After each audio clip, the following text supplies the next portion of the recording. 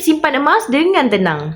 Pertama sekali, pesan guru emas saya, kita kena simpan emas guna duit yang nak simpan lama. Sekurang-kurangnya 2 tahun ke atas. Jangan sesekali beli emas guna duit kecemasan ataupun duit yang kita nak pakai dalam jangka masa pendek.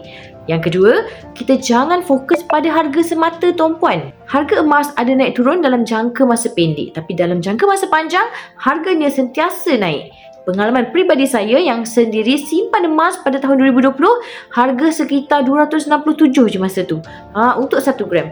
Hari ni tuan-puan, 2025, harga 1 gram dah cecah RM500 per gram. Jadi, dalam tempoh 4 tahun, 1 gram yang sama dah meningkat sebanyak RM233. Masya Allah, nampak? Yang ketiga, fokus pada pertambahan gram simpanan. Bukan pada peningkatan harga semata. Ini kerana berapa pun harga ketika itu tak penting. Apa yang penting adalah berapa gram emas yang kita dah ada.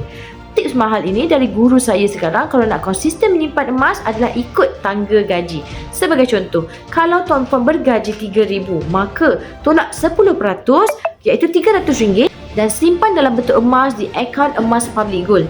Jangan bazir masa dan emosi kita monitor harga setiap hari. Apa yang penting adalah setiap kali gaji, kita wajibkan diri simpan 10% daripada pendapatan.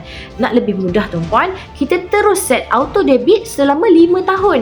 Selesai auto beli setiap bulan. Jadi setiap bulan ada sistem yang auto tambahkan kekayaan kita dalam bentuk emas. Jadi mudah kan? Yang mana belum ada akaun emas lagi, boleh klik link di bio, daftar akaun emas secara percuma. InsyaAllah saya guide sebaiknya.